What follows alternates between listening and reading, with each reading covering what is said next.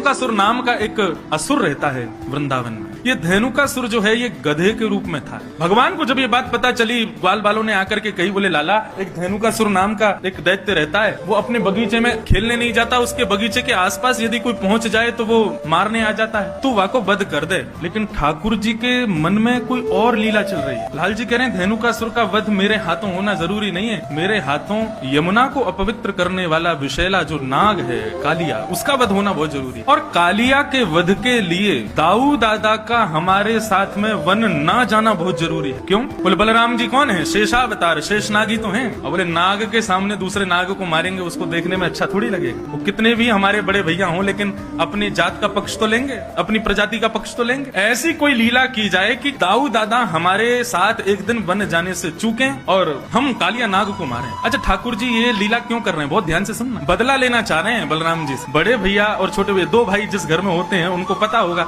बड़ो भैया हमेशा कहा करे छोटे भैया को चिढ़ाते ही रहे। और ठाकुर जी को बहुत चिढ़ाते हैं दाऊ दादा, इतना चिढ़ाते हैं, इतना चिढ़ाते हैं। सूरदास जी ने तो एक पद लिख दिया। ठाकुर जी ने समस्त बाल वालों से कहा भैया देखो धेनुकासुर का वध हम नहीं करेंगे। यदि धेनुकासुर को मरवानो है तो दाऊ दादा ते कहो, हम अकेले थोड़े ही हैं बलवान, दाऊ दादा भी तो बलवान है। सब ग्वाल बाल दौड़े दौड़े दाऊ दादा के पास गए। बोले दाऊ दादा आपके बल की तो कहा कही जाए, आप तो इतने बलवान हो, ऐसे हो वैसे हो, खूब प्रशंसा की। हर बार असुरन को कन्हैया मारे, आप कब मारोगे? दाऊ दादा बोले हम तो कोई कहवे ही ना है, हमें कोई बतावे ही ना है, कोई असुर को मारना हमें बताओ तो हम मारे। तब सबने बताई, बोले धेनुकासुर नाम का एक दैत्य आया है वृंदावन में, आप उसको मार दो। दाऊ दादा ने तो महाराज कसली अपनी कमर, बोले अभी बता मैं कहाँ है धेनुकासुर, अकेलो कन्हैया बलवान थोड़ी है, हम भी कम थोड़ी है कन्हैया थे। अब यहाँ दाऊ दादा सब ग्वाल बालों के संग जा रहे थे। ठाकुर जी ने मधुमंगल को बुलाया, बोले सुन यहाँ पे दाऊ दादा जैसे ही धेनुकासुर को वध करे ना, पूरे वृंदावन में हल्ला मचा दियो, बोले दाऊ दादा ने गधा मारो, यूं मत कहियो असुर मारो। पूरे वृंदावन में हल्ला मचवा दी और सबंत कह दियो दाऊ दादा ते छुए नहीं, गधा को मार के आए।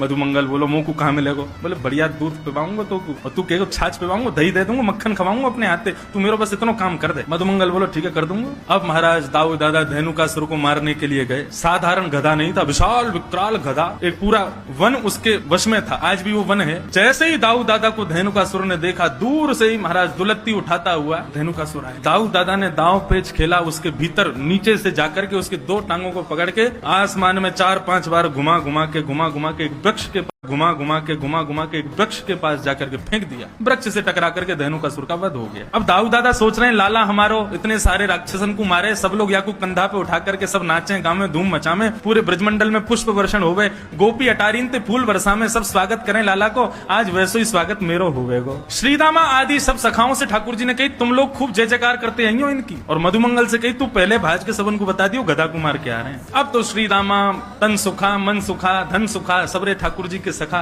दाऊ दादा की खूब प्रशंसा कर रहे हैं। जय हो दाऊ दादा की जय हो, बलभद्र भैया की जय हो, शंकरषण भैया की जय हो, खूब प्रशंसा कर रहे हैं। दाऊ दादा कह रहे हैं अब वृंदावन आवे वारो है, समस्त गोपियां छत पे खड़े है के पुष्प बरसाएंगी, यशोदा मैया मेरी आरती उतारेगी, रोहिणी मुंह को हृदय से लगावेगी, कन्हैया मुंह को दंडवत प्रणाम करेगा, आज मैंने भी राक्षस मारो। लेकिन यहाँ जैसे ही दाऊ दादा वृंदावन में पहुंचे, गोपियां सामने से निकले और मुंह पे हाथ धर के खूब जोर से हंसे। ग्वाल बाल बगल से निकले तो हंसी मजाक करते हुए निकले, अरे दाऊ दादा तुमने तो नाक कटा दी आज हमारी। अटारीन पे गोपियां सब खड़ी हैं लेकिन मुंह को ढक करके खड़ी और जोर जोर से हास परिहास कर रही हैं। दाऊ दादा जिस गली से निकले वहां यदि समूह होता सब अरे भागो भागो भागो, यदि छुवियों मत गधा को मार के आयो है। दाऊ दादा के नेत्र लाल पड़ गए, आंसू निकलने लगे, रोते भय पहुंच गए यशोदा मैया, सब समझ गए किसने किया ये काम। रोते रोते गए यशोदा मैया से जाके बोले, रोते रोते गए यशोदा मैया से जाके बोले आज लाला ने मेरी ऐसा अपमान करवाया पूरे वृंदावन में। मैया मैंने राक्षस मारो, मैंने दैत्य मारो, भले ही वो गधा के रूप में हो लेकिन राक्षस हटाओ। और कन्हैया ने पूरे वृंदावन में झूठी खबर फैला दी कि मैंने गधा मारो है। दोनों भैया में हाथापाई हेन लगी, दोनों लड़न लगे। यशोदा मैया आई, दोनों के बीच बचाव कियो, दूर दूर किए,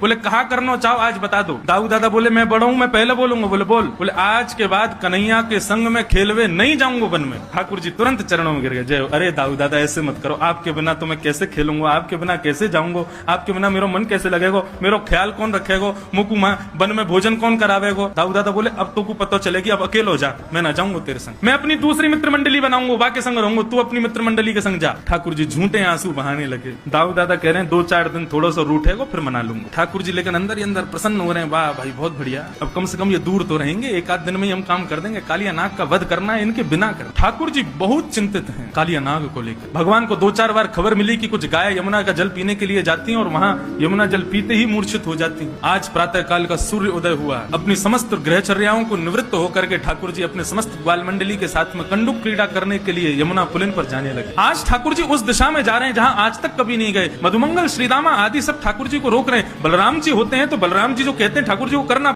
बलराम जी होते हैं तो बलराम जी जो कहते हैं ठाकुर जी को करना पड़ता है, लेकिन आज रोकने वाला कोई नहीं। श्रीरामा कहते हैं लाला आज हम दूसरी तरफ क्यों जा रहे हैं? बोले आज हम यहीं खेलेंगे। वहां खेलते खेलते हार गए। सब ग्वाल बाल कहते हुए जा रहे हैं लाला यहाँ मत जा, हमने सुनी है यहाँ पे कोई कालिया नाग रहे और वाक्य कारण गैया और कोई भी ग्वाल बाल यदि वहाँ विचरण करे तो मूर्छित रह जाए। हमने तो सुनी है ऊपर से कोई पक्षी भी उड़ के चलो जाए तो वाको भी मरना है जाए, इतना विष निकला है यमुना जी में थे। अरे ठाकुर जी बोले सब बनी वही बात है, कोई यमुना में कूद के स्नान ना करे, यहाँ हमारे सबने भ्रम फैला रखो, ऐसा कछू ना है, चलो मेरे साथ। जैसे ही पहुंचे बंजर भूमि, दूर दूर तक केवल काली रेत दिखाई दे रही है। सब ब्रजवासी बालक घबरा रहे हैं, लेकिन ठाकुर जी के हृदय में जो भाव है वो ठाकुर जी को पता है। कंडुक क्रीड़ा करते करते इस प्रकार से क्रीडन किया कि मधुमंगल श्रीदामा की जो गेंद थी ठाकुर जी ने उसको यमुना जी में फेंक दी। जैसे ही यमुना जी में जाकर के गेंद गिरी है, ठाकुर जी ने अपनी माया से ही श्रीदामा के हृदय में प्रवेश किया और श्रीदामा के माध्यम से जिद करवाने लगे कि मुझको तो वही गेंद चाहिए। नहीं तो क्रीड़ा करते करते कितनी गेंद खोती हैं, कभी श्रीदामा मधुमंगल क्रोधित नहीं होते, कुंपित नहीं होते, लेकिन आज श्रीदामा जिद कर रहा है मुझको वही गेंद चाहिए। बाकी के सब सखा मंडली के सब श्रीदामा से कह रहे हैं अरे ठीक है लाला दूसरी गेंद आ जाएगी, ऐसे तो जाती रहे, तू आज इतना गुस्सा क्यों है रो? श्रीदामा बोलो सब शांत है, जाओ कन्हैया मुझको वही गेंद चाहिए, लेके आ। ठाकुर जी बोले यहाँ में कालिया नाग रहे, श्रीदामा देख ले कूद जाऊंगा मैं। बोलो मुझको कछू ना पतो कैसे भी करके लेके आ। ठाकुर जी बोले मुझको चुनौती मत दे, मैं कूद जाऊंगा। सब ग्वाल बाल वहाँ श्रीदामा और ठाकुर जी के बीच के जो वाद संवाद है, युद्ध है, उसको शांत करने की कोशिश कर रहे हैं, लेकिन इतने में ही ठाकुर जी ने अपनी काली कमली को कसा और एक मल्ल की तरह, एक पहलवान की तरह ठाकुर जी कहते हैं आज या कालिया नाग को ही देखूंगा। कदम पर जैसे ही चढ़े श्रीदामा को स्मृति आई कि ये क्या हो रहा है, लाला तू कदम पे काई को चढ़ो? बोले तेने कही ना तुमको गेंद चाहिए, मैं गेंद लेके आऊंगा। अब तो श्रीदामा कहने लगा, बोले नहीं नहीं लाला यहाँ मत कूदियो, तू वापस आ जा। इतना कहना ही हुआ कि ठाकुर जी ने कदम के डाल से एक छलांग मारी और सीधे काली देह में प्रवेश कर गए। काली देह में भीतर प्रविष्ट हो गए ठाकुर जी। सब ग्वाल बाल त्राहिमाम चिल्लाते हुए दौड़े वहां से वृंदावन की ओर। सब ब्रजवनिताओं को बुलाने के लिए, ब्रजवासियों को बुलाने के लिए सब दौड़े। यहाँ काली देह में जैसे ही ठाकुर जी ने प्रवेश किया, प्रवेश करते ही कालिया नाग सो रहा है और कालिया नाग की नाग पत्नियों ने ठाकुर जी का दर्शन किया। नाग पत्नियां मन में विचार कर रही है ये कौन आया यमुना जल में? बोले प्रेक्षणीय है कोई, मतलब उससे नजर हटा नहीं पा रही है। इतना सुंदर सुकुमार, एक छोटा सा कुमार बालक है। ऐसे सुंदर सुकुमार ठाकुर जी को देख करके नाग पत्नियां मोहित हो गई। तभी ठाकुर जी भीतर प्रवेश करते हैं और नीचे देखते हैं कि कालिया नाग सोया हुआ है। वेग से जाते हैं ठाकुर जी और उसके सोए हुए फण के ऊपर अपना पाद प्रहार करते हैं और उस प्रहार से कालिया नाग विशाल रूप धारण करके ठाकुर जी के सामने खड़ा हो जाता है। विशाल विकराल कालिया नाग ठाकुर जी के सामने खड़ा हो गया। जैसे ही ठाकुर जी को देखा, कुछ सोचता तो बाद में सबसे पहले फण मारा। जैसे ही फण मारने के लिए आगे बढ़ा, ठाकुर जी 2 कदम पीछे को हट गए। जैसे ही पीछे हटे तो फण जाकर के ठाकुर जी के चरण के अंगुष्ठ के अग्रभाग में लगा। पीछे हट गए ठाकुर जी।